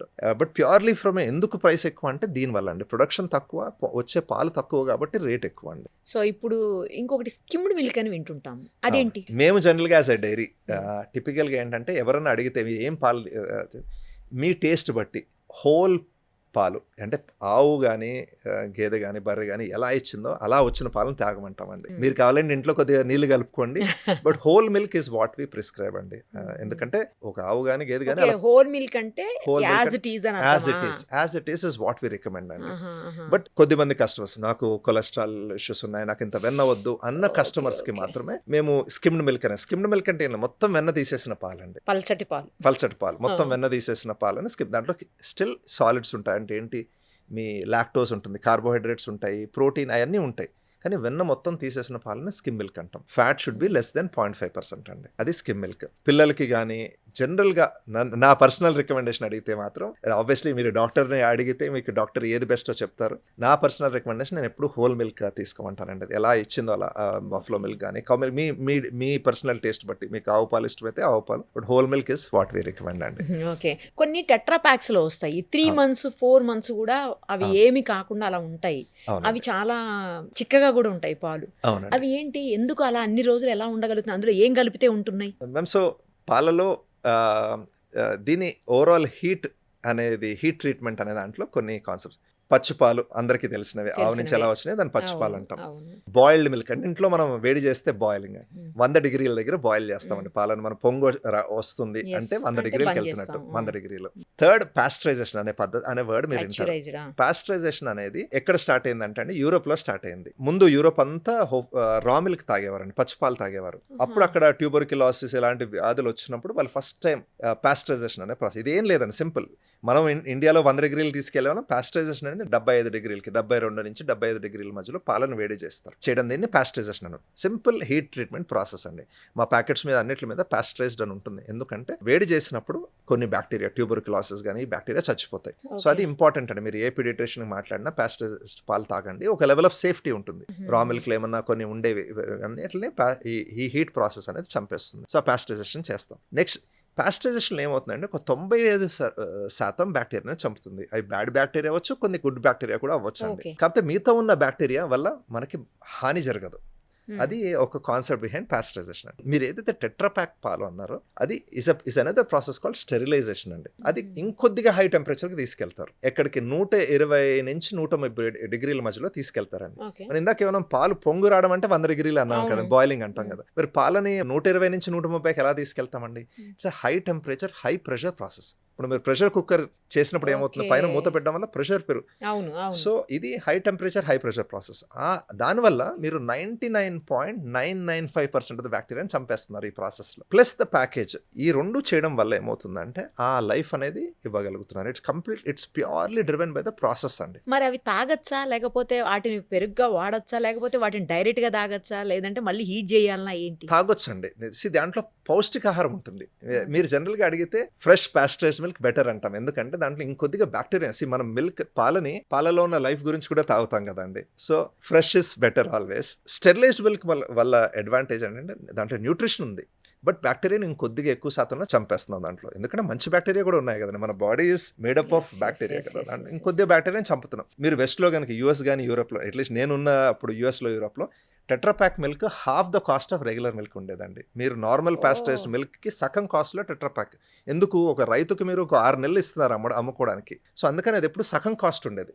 ఇండియాలో ప్రాబబ్లీ ఇప్పుడు ఇంకా సేమ్ కాస్ట్లో అమ్ముతున్నారు, ఎందుకంటే టెట్రాప్యాక్ ఫ్యాక్టరీ పెట్టడానికి కాస్ట్ ఎక్కువ అవుతుందండి. బట్ ఈవెన్చువలీ ఇది కూడా కొద్దిగా తక్కువ ప్రైస్లో అమ్మే రోజులు కూడా వస్తాయి. Fresh milk always is preferable. Tetra Pak milk ఏంటంటే మీకు దూరం వెళ్తున్నారు, ఎక్కడో మీరు రిమోట్ ప్లేస్లో ఉన్నారు, మీకు న్యూట్రిషన్ కావాలి అంటే Tetra Pak is a good source of it, right? For example ఇప్పుడు మన సోల్జర్స్ సియాచిన్ గ్లేషియర్లో ఉన్నారు, మీకు ఒక గ్రేట్ సోర్స్ ఆఫ్ ఫుడ్. రోజు ఫ్రెష్ మిల్క్ లేనప్పుడు it's a great source of food అండి. But fresh I think is more కానీ శ్రేష్టం అంటాను. దానికి ఇప్పుడు మీరు చెప్పిన టెట్రా ప్యాక్ మిల్క్ ఏవైతే ఉన్నాయో అవి పాయసం లాంటివి చేసేదానికి బాగుంటది అని చెప్పేసి అంటుంటే విన్నాను నేను చాలా మంది. ఎందుకు నేను కూడా అంటారండి, ఒకసారి 2 సార్లు ట్రై ఎందుకంటే చేసా, బాగుంది. రెండు కాన్సెప్ట్స్ ఉన్నాయండి. మ్మ్. నేను ఇందాక పాస్టరైజేషన్ గురించి మాట్లాడాను. హోమోజనైజేషన్ అనేది ఇంకో యా కాన్సెప్ట్. అదే మామూలు నార్మల్ ప్యాకెట్స్ మీద హోమోజినైజ్డ్ ప్యాచ్యురైజ్డ్ అని రాసి ఉంటుంది. అవును. అంటే ఏంటి అసలు? అవును, పాస్టరైజ్డ్ అంటే వేడి ఇప్పుడు మీరు చేసి చెప్పారు వేడి చేయడం. హోమోజినైజ్డ్ అంటే హోమోజనైజేషన్ అనేది మేము మా హోల్ మిల్క్ వేరియంట్స్ కి చెయ్యమండి. ఎందుకంటే హోమోజనైజేషన్ అంటే ఏంటంటే ఇది లార్జర్ డైరీ ఇండస్ట్రీ ఎందుకు చేసిందంటే ఇది ప్రతిరోజు పాలు వేరేగా ఉంటాయని చెప్పాను కదా ఇందాక. అంటే అవును, ఈ రోజు అవును, ఆవు అవును. ఈ రోజు పాలు ఒకలా తయారు చేసింది. లార్జర్ డైరీ వెస్ట్ ఏం చేసిందంటే లార్జర్ డైరీ రోజు పాలు వేరేగా ఉంటాయి. కస్టమర్స్ రోజు మమ్మల్ని తిడుతున్నారు, ఈ రోజు పాలు ఒకలా ఉన్నాయి, రేపు ఒక పాలనే. ఈ పాలని 2 పెద్ద సిలిండర్స్ మధ్యలో క్రష్ చేస్తారండి. దీన్ని హోమోజనైజేషన్ ప్రాసెస్ అంటాం. English word homogenize. ప్రతిరోజు పాలని ఒకేలా చేసేయడంని హోమోజనైజేషన్. 2 పెద్ద సిలిండర్స్ మధ్యలో హై పవర్ మోటార్స్ మధ్యలో దానికి కంప్రెస్ చేస్తే ఫ్యాట్ పార్టికల్స్ అనేది ఒకే సైజ్కి వచ్చేస్తాయి. సాలిడ్స్ ఒక చిన్న సైజ్కి వచ్చేస్తాయి. మేము ఫస్ట్ నుంచి ఈ ప్రాసెస్ని అడాప్ట్ చేసుకోలేదండి. రైట్, మా హోల్ మిల్క్ ప్యాకెట్ మీద హోమోజినైజ్డ్ ఉండదు. రాయం. రైట్, మీరు స్కిమ్ మిల్క్ లాంటి వేరియంట్స్ లేకపోతే ఈ టోన్డ్ మిల్క్ లాంటి వేరియంట్స్లో ఇది చేయాల్సి వస్తుందండి. బట్ హోల్ మిల్క్లో చేయని అవసరం లేదు. ఎలా వచ్చిందో అలాగా ఈ రోజు ఫ్యాట్ పార్టికల్ ఒక సైజ్ ఉంది, సాలిడ్స్ ఒక సైజ్ లో అలాగే ఉండనివ్వండి. సో ఈ హోమోజనైజేషన్ ఈ ప్రాసెస్ అండి. రైట్, వేర్ యూ పాలని ఒకేలా చేయడం ప్రతిరోజు. అది ఎక్కడైతే అబ్సల్యూట్లీ అవసరమో అక్కడ యూజ్ చేస్తున్నాము. హోల్ మిల్క్ వేరియంట్స్లో అవసరం లేదు, అది చేయట్లేదండి. మనం పాయసం చేసినప్పుడు ఏమవుతుందంటే మీరు పాలని ఒక లెవెల్ ఆఫ్ చిక్కదనం వచ్చేస్తుంది ఇది చేయడం వల్ల. అందుకని మీరు పాస్టరైజ్ హోమోజనైజ్ హై ఫ్యాట్ మిల్క్ చూసుకున్నారనుకోండి చిక్కగా ఉంటుంది. బికాస్ మొత్తం అంతా అంటే వెన్న సెపరేట్ కాదు, మీకు అవును, సెపరేట్ కాకుండా పాలలో చిక్కదనం పెరిగిపోతుంది దీనివల్ల. అందుకని అందుకు మీకు పాయసం టేస్టీగా వచ్చినప్పుడు ఆ ఉంటుంది. టేస్ట్ త్వరగా సెపరేట్ గా కట్టదు, మీకు ఆ పాల చిక్కదనం వల్ల ఈ టేస్ట్ వస్తుందండి. ఓకే. తర్వాత ప్రోటీన్ మిల్క్ అని ఉంటుంది మీ దగ్గర. అవును. అది డైరెక్ట్ గా మనం తాగొచ్చండి. తీసుకోవచ్చు. యా. తాగేయచ్చు. ఇది ఎలా అదేంటి? చేస్తామంటేనండి, ఈ ప్రాసెస్ మీరు పాలలో చూస్తే నేను ఊరికే గుర్తుపెట్టుకోవడానికి 444 అనేది చెప్తానండి. అంటే? ఇదేంటంటే పాలలో ఆవు పాలు తీసుకుందాం. ఆవు పాలలో న్యాచురల్ గా 88% వాటర్ ఉంటుందండి, 88% నీళ్లు ఉంటాయి. కొంచెం పల్చగా ఉంటాయి కదా మరి అవి. 88%. గేదె పాలలో అయితే 84% ఉంటాయండి. ప్రైమరీ పాలలో ఎక్కువ శాతం నీళ్ళే. Right, Okay. ఆవు గాని గేదె గాని బర్రె గాని ఇళ్ళని దాగి దానికి ఒక మ్యాజిక్ యాడ్ చేస్తుంది. ఈ పోషకాహారాలు యాడ్ చేసి పాలనే పదార్థం తయారు చేస్తుందండి. దాన్ని అర్థం చేసుకుందాం అంటే 444 అంటే నీళ్లు పక్కన పెట్టిన తర్వాత 4% ఫ్యాట్ ఆవు పాలలో అయితే 4% కార్బోహైడ్రేట్స్ అనుకోండి, లాక్టోజ్ అనేది అయితే అంటున్నాను, ఇంకొక 4% ప్రోటీన్, ఇంకా మినరల్స్ విటమిన్స్ కూడా ఉంటాయండి. ఇదే పాలు అనేది ఒక సంపూర్ణ పోషకాహారం అంటాం. బట్ 44 రఫ్ గా గుర్తుపెట్టుకోవడానికి 4 గ్రామ్స్ ఆఫ్ ప్రోటీన్ కూడా ఉంటుంది. అంటే ఒక 100 గ్రాముల పాలల్లో ఒక 4 గ్రాముల ప్రోటీన్ న్యాచురల్ గా ఉంటుంది. అంటే ఒక లీటర్ పాలల్లో 40 గ్రాముల ప్రోటీన్ ఉంటుంది. దాన్ని 250 గ్రామ్స్ పాలు తీసుకుంటే 10 గ్రాముల ప్రోటీన్ ఉంటుందండి. మా హై ప్రోటీన్ మిల్క్ లో 250 గ్రామ్స్ మిల్క్ లో 25 గ్రాములు. ఇప్పుడు ఇది ఎలా వస్తుంది? 10 గ్రాములు ఉన్న దాన్ని 25 గ్రాములు ఎలా చేస్తున్నామంటే ఫస్ట్ పాలలో ఉన్న వెన్న తీసేస్తామండి. స్కిమ్ మిల్క్ తో స్టార్ట్ చేస్తాం యాక్చువల్లీ ప్రాసెస్. మీరు ఒక మెంబ్రెయిన్ టెక్నాలజీ అండి, అల్ట్రా ఫిల్టరేషన్ అనే మెంబ్రెయిన్ టెక్నాలజీ. ఇది మీరు ఎలా అయితే ఇంట్లో ఆరో చేస్తారో, ఇప్పుడు రివర్స్ ఆస్మోసిస్ అని ఇప్పుడు మన గట్టి నీళ్ళని సాఫ్ట్ నీళ్ళు ఎలా చేస్తామో అలాంటి సేమ్ ప్రాసెస్లో ఈ లాక్టోజ్ మాలిక్యూల్ని ఈ మెంబ్రెయిన్ ద్వారా తీసేస్తామండి. అంటే ఏంటి, ఈ లాక్టోజ్ని తీసేసిన తర్వాత మిగిలేదు ఓన్లీ ప్రోటీన్. సో అలాగా ఈ ప్రోటీన్ కాన్సన్ట్రేషన్ చేసి ఏదైతే 10 గ్రామ్స్ ఉన్న ప్రోటీన్ని 25 గ్రాములు చేస్తున్నాం. సో మీరు ఒక బాటిల్ తాగితే 25 గ్రాములు ప్రోటీన్ వస్తుందండి. కానీ ఈ ప్రోడక్ట్ మీరు చూస్తే 2 రోజుల లైఫే ఇస్తాం. అవును, ఎక్కువ ఇవ్వట్లేదు అది. ఎందుకంటే న్యాచురల్ గా లైఫ్ లేదు. ఇప్పుడు పాలు అనేది ఒక హోల్సమ్ ఫుడ్ కదండి. దాంట్లోంచి వెన్న తీసేసాము, దాంట్లోంచి ఏదో లాక్టోజ్ తీసేసాము, ఓన్లీ ప్రోటీనే మిగిలింది. అందుకే న్యాచురల్ గా దానికి లైఫ్ ఉంటుందండి. ఇది పిల్లలకి మంచిదేనండి. చూసి పట్టమంటానండి. ఇది ఏమంటానంటే మీకు ఇప్పుడు టీనేజర్స్, మీకు ఈ రోజు మన ప్రోటీన్ ఏమంటారండి, నేను 70 కేజీలు 75 కేజీలు అనుకోండి, 75 గ్రాములు ప్రోటీన్ తినాలి అంటాం రోజుకి. మన ఆహారం నుంచి ప్రోటీన్ కనుక రావట్లేదు అనుకోండి, ఇది యూజ్ చేసుకోండి, సప్లిమెంట్ చేసుకోండి. Okay, right. సో ఫస్ట్ చిన్నగా స్టార్ట్ చేయండి. ఎలా వాళ్ళకి పడుతుంది పర్లేదు అంటే ఓకే. యూజువలీ సింపుల్ నీట్ గానే ఉంటుందండి. బట్ మీ స్లోగానే ట్రై చేయండి. నేను ఇప్పుడు ఆబ్వియస్లీ మన లాంటి వాళ్ళకి గ్రేట్ ఫుడ్ అండి. మీరు ఈరోజు ప్రోటీన్ సరిపోలేదు, నేను తినలేదు, రైట్, ఈరోజు నా ఫుడ్ లో ప్రోటీన్ లేదు అనుకుంటే ఒక బాటిల్ హాఫ్ బాటిల్ తాగితే మీ ప్రోటీన్ అనేది నీడ్ అనేది సప్లిమెంట్ అవుతుందండి. తర్వాత మీ దగ్గర వెన్న కూడా ఉంటుంది, గేదెది సపరేట్ ఉంటుంది, కౌది కూడా సపరేట్ ఉంటుంది. అవును, అది కూడా అంటే రెండిట్లో ఏమన్నా డిఫరెన్స్ ఉంటుందా అండి, లేకపోతే రెండు కూడా సేమేనా? దాన్ని మనం వెన్నని నెయ్యిలాగా కాచొచ్చా, లేదంటే కేవలం ఏదన్నా మన పిండి వంటలు చేసుకునేటప్పుడు అలాంటి వాటికి యూజ్ చేయడానికి, లేకపోతే స్పెషల్ కర్రీస్ కి మాత్రమేనా అది ఆ వెన్న? అలా ఏం లేదండి. మీకు ఏది అయితే సూట్ అవుతుందో దానికి యూజ్ చేసండి. మీరు ఆవు నెయ్యి, ఆవు వెన్న, ఆవు పాలు ఆకుపచ్చ రంగులో ఉంటాయండి. అవును. అలాగే యూనో మీకు ఎల్లో కలర్ అనేది దేని నుంచి వస్తుంది అంటే బీటా కెరటిన్ నుంచి వస్తుంది. పచ్చగడ్డిలో ఉన్న బీటా కెరటిన్ ని ఆవు అలాగే ఉంచుతుంది. రైట్. సో ఎందుకని వర్షాకాలంలో ఎక్కువ పచ్చగడ్డి మేసినప్పుడు ఎక్కువ ఎల్లో కలర్ లో ఉంటుంది. గేదెలు ఏం చేస్తాయి అంటే గేదెలు కానీ బర్రెలు కానీ బీటా కెరటిన్ గా మారుస్తాయి. అది ఎప్పుడు కెరటిన్ ఇస్ ఆల్వేస్ వైట్ అండి. అందుకని buffalo milk should always be white in colour. Right. So అదే ట్రాన్స్లేట్ అవుతుంది మీకు. ఆవు పాలు, ఆవు వెన్న ఎప్పుడు ఎల్లో కలర్ లో ఉండాలి, బఫ్లో వైట్ కలర్ లో. కానీ ఎందుకో ఆవు పాలు వేడి చేస్తుంది ఎక్కువ తాగితే అని అంటూ ఉంటారు. మరి నిజమా అండి? ఈ రెండు ఆవులు బర్రెలు రెండు డిఫరెంట్ స్పీసెస్ అండి. మీరు జనరల్గా అబ్జర్వ్ చేస్తే ఇది సైంటిఫిక్ ఆన్సర్ కాదు, మీరు అడుగుతారు కానీ మీరు జనరల్గా ఆవుని కానీ బర్రెని కానీ అబ్జర్వ్ చేస్తే బర్రె బిందాస్గా ఉంటుంది, దేన్నన్నా తింటది. జనరల్గా ఏంటంటే కొద్దిగా లేజీగా ఉంటుంది. అదే ఆవు అనుకోండి, ఇట్స్ లిటిల్ మోర్ ఎజైల్. ఆవు దూడను చూసినా కానీ కొద్దిగా మీకు ఈ డిఫరెన్స్ కనిపిస్తుంది. పీపుల్ ఏమంటారంటే ఇది దాని పాలల్లో కూడా అది ఉంటుంది అంటారు. సో అందుకని ఏంటి, బికాస్ ఇట్ ఇస్ ఆ మెటబాలిజం ఎక్కువ కాబట్టి ఉంటుంది కాబట్టి మీకు ప్రాబబ్లీ ఆవు పాలు తాగితే వెయిట్ గెయిన్ గారు వెయిట్ లూజ్ అవుతారు అని అంటారు. అదే బఫ్లో మిల్క్ తాగితే చలవ చేస్తుంది, but you know you also gain weight. So ఇది సైంటిఫిక్ గా ఎక్స్ప్లెయిన్ చేయగలం, మేబీ నాట్ ఏమోనండి. బట్ ఏంటంటే సైన్స్ అర్థం చేసుకోలేని కూడా చాలా ఉంటాయి. సో ఆ విధంగా ఆ డిఫరెన్స్ అయితే ఉంటుందండి ఆవు పాలలో. అండ్ మీకు ఆవు దూడని చూస్తే ఒక లేడీ దూడలా ఉంటుంది, ఎజైల్. రైట్. అదే బఫ్లో దూడ కూడా ఎజైల్ గానే ఉంటుంది, కానీ ఆవు దూడతో కంపేర్ చేస్తే బఫ్లో ఏంటంటే ఎక్కువ వెన్న శాతం ఉంటుంది. రైట్. అది కూడా కొద్దిగా దాచుకుంటుంది. అది ఆవు ఏంటంటే ఎక్కువ తినే మేత మొత్తం కూడా దాని పాల కింద కన్వర్ట్ చేస్తుంది అంటారండి. నార్మల్ గా చాలా మంది చెప్తుంటారు అసలు పాలు తాగాల్సిన అవసరం లేదు మనుషులకి, అవి ఏమి నీడ్ కాదు, ఇప్పుడు పిల్లలకైతే అసలే పట్టించొద్దు, అన్ని కెమికల్స్ తోటి తర్వాత ఈ అడల్టరేటెడ్ మిల్క్ వస్తుంది కాబట్టి వేస్ట్, అసలు పాలు ఆపేయండి అని చెప్పి చాలా మంది ఆపేసిన కుటుంబాలను నేను చూశాను. నా ఫ్రెండ్స్ ఇళ్లలో కూడా చాలా మంది ఆపేశారు, వాళ్ళ పిల్లలకి ఇవ్వట్లేదు. ఎందుకు ఇవ్వట్లేదు పాలు అంటే ఈ రీజన్స్ చెప్పారు. హోప్ఫుల్లీ మన డిస్కషన్ తర్వాత చేంజ్ దేర్ మైండ్ అనుకుంటున్నాను. పాలు ఇవంతా పక్కన ఇది తీస్తాండి. పాలు ఒక సంపూర్ణ పోషకాహారం అండి. ఎందుకు సంపూర్ణ పోషక అన్నిట్లో అంటే ఒక బేబీ ఒక 1 year or 2 years ఓన్లీ పాలు తాగి బతకగలుగుతుంది. కరెక్ట్. దాంట్లో అన్నీ ఉన్నాయి, అన్ని వైటమిన్స్ మినరల్స్ అన్నీ ఉన్నాయి. దాని ప్యూరిటీ కనుక మీరు సేవ్ చేయగలిగితే పాలల్లో కావాల్సింది. ఎగ్ కూడా అలాంటిదే కదండి. ఇప్పుడు ఒక గుడ్డులో కావాల్సిన అన్నీ ఉన్నాయి, ప్రోటీన్ ఉంది, కార్బ్స్ ఉన్నాయి, అన్నీ ఉన్నాయి. సో ఆ చాయిస్ మీది. రైట్. మీరు ఇదా దాన్ని వేరేగా చేస్తారు. ఇప్పుడు ఇండస్ట్రీలో చాలా ప్లాంట్ బేస్డ్ పాలు కూడా వచ్చినాయండి. ప్లాంట్ బేస్డ్ పాలల్లో అంటే ఇప్పుడు బాదం పాలు కానీ అంటే ఆల్మండ్ మిల్క్ కానీ సోయా మిల్క్ కానీ అవి as a milk they are not a complete food అండి. దాంట్లో యాడ్ చేయాలి, దాంట్లో వైటమిన్స్ యాడ్ చేయాలి, దాంట్లో ఇది యాడ్ చేయాలి, అది చేయాలి. అసలు మీరు పాలని నేచర్ ఎలా డిజైన్ చేసింది, సంపూర్ణ పోషకాహారం కలిపి చేసింది.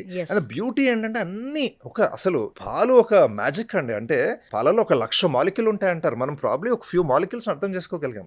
నేచర్ ఆ ఇంటెంట్ డిజైన్ చేయాలి. ఒక బేబీకి ఫుల్ ఫుడ్ తయారు చేయడం ఎంతో సైన్స్ చేసిందండి. So there is a lot of complexity in milk. అది మనం ఆవులను బాగా చూసుకుందాం. ఇదంతా ఎక్కడి నుంచి వచ్చిందండి? ఆవులను బాగా చూసుకోలేదు, వాటిని క్రూయల్గా ఉంటున్నాము దగ్గర నుంచి ఫస్ట్ స్టార్ట్ అయ్యింది. బాగా చూసుకుందాము. ఇప్పుడు రైతు విన్ అయ్యాడు అనుకోండి, ఆవులను కూడా బాగా చూసుకుంటాడు కదా. ఇండియా ఎప్పుడు ఇలాగే చేసింది కదండి. ఇండియా ఇంటిగ్రేటెడ్ అగ్రికల్చర్ చేసింది. మన ఆవులను బాగా చూసుకునే వాళ్ళం. ఫామ్లో పెద్ద ఫ్యామిలీ పెట్టలేదు, 1000 ఆవులు 22,000 ఆవులు పెట్టలేదు. ప్రతి ఫ్యామిలీలో ఒక 10 ఆవులు ఉండేవి. వాటిని బాగా చూసుకునే వాళ్ళం. మనం తినలేను, అవి తినేవి. దాని నుంచి కొన్ని పాలు మనకి ఇచ్చేది. అలా చేసుకోగలేదు. ఇండియాకి ఇది గ్రేట్ మోడల్ అండి. ప్రతి హౌస్ కొన్ని పాలు ప్రొడ్యూస్ చేసి వాళ్ళు వాడుకున్న తర్వాత మిగతా పాలు దేనికి ఇస్తారు.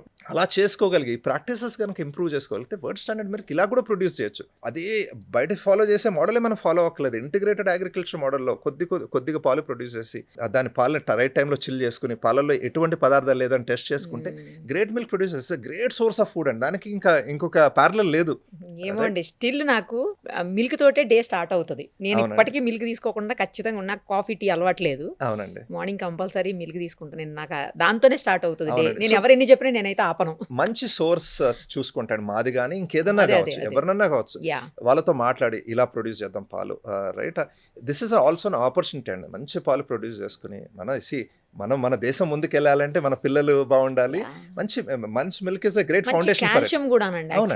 గ్రేట్ ఫౌండేషన్ అండి. అన్ని మినరల్స్ అండి ఇంక్లూడింగ్ కాల్షియం పాలల్లో ఉన్నాయి. ఇది మనం చేసుకోగలిగితే it's a great source of food అండి. యాక్చువల్లీ నేను ఇందాక అడిగాను చూడండి, ప్రిజర్వేటివ్స్ ఉంటున్నాయి దాంట్లో, లేకపోతే కంటామినేటెడ్ లేదంటే అడల్టరేటెడ్ మిల్క్ ఇలా వస్తున్నాయి అని చెప్పేసి అందరూ అవాయిడ్ చేస్తున్నారు. ఒకవేళ అలాంటి మిల్క్ గనక పిల్లలకి ఇచ్చినా లేదు మనం కన్జ్యూమ్ చేసినా ఏంటి పరిస్థితి? హెల్త్ ఎలా స్పాయిల్ అయిపోతుంది? మేము ఆల్రెడీ చాలా భయం ఉంది, ఇంకా భయపెట్టాలని లేదు నాకు. ఏం అంటే నా లేదండి. ఉద్దేశం కూడా అది కాదు. ఆ, జస్ట్ అంటే ఎలాంటి జాగ్రత్తలు తీసుకోవాలి, అలాంటి వాటి జోలికి పోకుండా ఉండాలంటే ఏం చేయాలి? ఒకవేళ తెలియక మనం అలా అవి తీసుకున్నాం అనుకోండి, ఏమవుతుంది? అవేర్ చేయటమే నా ఉద్దేశం. మేము ఇప్పుడు వెంటనే ఏమైపోదండి. ఫర్ ఎగ్జాంపుల్ ఇప్పుడు యాంటీబయాటిక్ పాలు తాగితే వెంటనే అయిపోదు. ఇది యాంటీబయాటిక్ ఏఎంఆర్ అనేది అంటామండి, యాంటీ మైక్రోబియల్ డ్రగ్ రెసిస్టెన్స్ అంటాం. ఇది ఏంటంటే స్లోగా బిల్డ్ అవుతుంది. రీసెంట్ స్టడీస్ మధ్య మధ్యలో పేపర్లో వస్తుంటుందండి. వీళ్ళకి ఎన్ని యాంటీబయాటిక్స్ ఇచ్చినా కానీ ఒక్కోసారి ఏమవుతుందండి, మీకు సర్జరీ జరుగుతుంది. సర్జరీ జరిగినప్పుడు అక్కడి నుంచి ఇన్ఫెక్షన్ స్టార్ట్ అయ్యే ఛాన్స్ ఉంటుంది. అప్పుడు యాంటీబయాటిక్స్ ఇస్తారు. అప్పుడు యాంటీబయాటిక్ పని చేయలేదు అనుకోండి, ఎవ్రీడే పాలల్లో కానీ దేంట్లో తినే ఫుడ్లో కొద్దిగా యాంటీబయాటిక్ తింటున్నారు అనుకోండి, ఏమవుతుంది, రెసిస్టెన్స్ అనేది పెరుగుతుంది. సో యాంటీబయాటిక్ నిజంగా పని చేయాల్సినప్పుడు పని చేయదు. ఏదైనా హెల్త్ ఇష్యూ వచ్చినప్పుడు ఈ రిస్క్ అన్ని పనిచేయదు. బట్ మీరు ఏదైతే ప్రిజర్వేటివ్స్ కానీ థిక్నెస్ కానీ అబ్సల్యూట్ నోస్ అండి. ఇప్పుడు మీరు ప్రిజర్వేటివ్ యాడ్ చేయాల్సిన అవసరం చేయకూడదు, అవసరం లేదు, చేయకూడదు. దాని ఇంటెండెడ్ బెనిఫిట్స్, ఇంటెండెడ్ బ్యాడే కదండి. రోజు మీరు రోజు బేకింగ్ సోడా అన్నెసరీగా తింటున్నారు, మీకు పొట్లో ఎందుకు తేడా చేస్తుంది కదండి. Body is design for a certain thing. మీరు తెలియని సబ్స్టెన్స్ బాడీలో ఇంట్రొడ్యూస్ దాని ఎఫెక్ట్ 100% ఉంటుంది. దాంతో ఏం వస్తుందా అనేది మనం ప్రిడిక్ట్ చేయలేం. కొద్ది లెవెల్ ఆఫ్ డిఫెన్స్ ఉంటుంది బాడీకి, కానీ రోజు మీరు బాడీని అబ్యూస్ చేశారు అనుకోండి అన్నోన్ సబ్స్టెన్స్ తోటి, దట్ ఈస్ ద డేంజర్ అండి. సో అంటే యాజ్ ఏ కస్టమర్గా మీరు క్వశ్చన్స్ అడిగారు అనుకోండి మమ్మల్ని, బ్రాండ్స్ రోజు మీ పాల్లో ఏవి చేస్తున్నారా లేదో. సో ఎవ్రీ బ్రాండ్ ఎఫర్ట్ పెడుతుందండి. As consumers we also push the companies and the brands, ఇవి చేయండి, ఇవి చేయండి, this is important for the future of the country, this important for the health of our kids. అంటే ఈ change అనేది వస్తుందండి 100%. కానీ కొంతమంది మిల్క్ ప్రోడక్ట్స్ అంటే బై బర్తే వాళ్ళకి మిల్క్కి అంటే వాళ్ళు హెసిటేట్ చేస్తుంది, వాళ్ళ బాడీ అసలు తీసుకోదు, వాళ్ళకి ఎలర్జీ ఉంటుంది. మిల్క్ ప్రోడక్ట్స్ ఏది తీసుకున్నా వాళ్ళకి ఎలర్జీ. అవునండి. ఎందుకలా? మేము అది ఎందుకో మనకు తెలియదు. దీన్ని లాక్టోస్ ఇంటాలరెన్స్ అంటామండి. లాక్టోస్ ఇంటాలరెన్స్ అనేది ఏంటంటే బాడీ లాక్టోస్ అనేది ఒక కాంప్లెక్స్ షుగర్ అండి. మన పంచదార తీసుకున్నాం అనుకోండి, చక్కెర, దాన్ని ఫ్రక్టోస్ అంటాం. Fructose is glucose plus galactose అండి. అలాగే మన బాడీ ఏంటంటే ఈ lactose is made up of 2 glucose plus galactose అనుకుంటున్నా, పేరు మర్చిపోతున్నాను. దాన్ని ముక్కలు చేయలేకపోయింది అనుకోండి, బాడీ డైజెస్ట్ చేయలేదు. బాడీ సింపుల్ షుగర్ని డైజెస్ట్ చేయగలదు. అది లాక్టోస్ లాగే ఉండిపోయింది అనుకోండి, దాన్ని బ్రేక్ చేయలేకపోతే మన బాడీలో ఉన్న ఎంజైమ్స్, దెన్ దాన్నే లాక్టోస్ ఇంటారు. ఎందుకు అవుతుంది, ఏ టైంలో అవుతుందో ఎవరికి తెలియదండి. బట్ ఒకసారి జెనెటిక్స్ కూడా ప్లే చేస్తుందండి. ఫర్ ఎగ్జాంపుల్ మీరు కొన్ని ఏషియన్ కల్చర్స్లో వాళ్ళు అంత ఈజీగా డైజెస్ట్ చేసుకోలేరు. నార్త్ ఇండియాలో మీరు చూస్తే కొన్ని ఏరియాస్లో 2 నుంచి 4 లీటర్ల పాలు తాగుతారు రోజు. రైట్, సౌత్లో అంతా కూడా తాగము. సో ఇది మన genetics also plays a role అండి.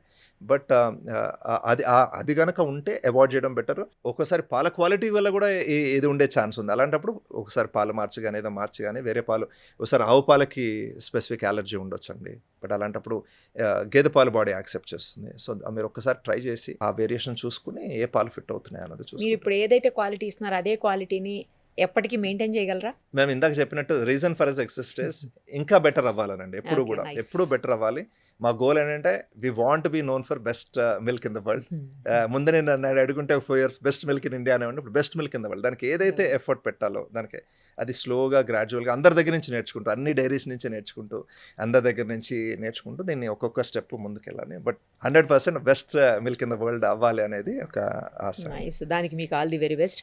ఇంకొకటి ఏంటంటే మీ దగ్గర నాకు బాగా నచ్చేది ఫామ్ విజిట్ పెడతారు మీరు. అవునండి. మీకు దాంట్లో యాప్లో కూడా వచ్చేస్తూ ఉంటుంది, ఫామ్ విజిట్ ఉంటుంది అని చెప్పేసి. అవునండి. సో ఎప్పుడు కావాలంటే వీకెండ్స్లో అప్పుడు వచ్చి ఫామ్ విజిట్ చేయొచ్చు. అక్కడ ఏం జరుగుతుంది, ఎన్ని టెస్టులు చేస్తున్నారు, ఎలా చేస్తున్నారు, మిల్క్లో క్వాలిటీ ఎలా ఉంది, అన్నీ కూడా డైరెక్ట్గా మనం కళ్ళారా చూడొచ్చు. అలాంటి ఆప్షను, అలాంటి ఛాన్సు ఏ డైరీస్లో కూడా ఉండదు. డైరీస్ లోపలికి ఎంట్రీ కానివ్వరు అసలు, ఎందుకంటే రకరకాల రిస్ట్రిక్షన్స్ ఉంటాయి. బట్ మీ దగ్గర ఎందుకు అలా? మేము ఫస్ట్ నుంచి ఇప్పుడు నేను మీతోటి మేము ఇన్ని టెస్టులు చేస్తున్నాము, ఇన్ని పారామీటర్లు చూస్తున్నాము, ఇన్ని టెస్టులు చెప్తాను, కానీ ఎలా నమ్ముతామండి? ఇప్పుడు చాలా ఇన్ఫర్మేషన్ ఉంది మీకు. మీరు ఫోన్ ఓపెన్ చేస్తే ఇన్ఫర్మేషన్.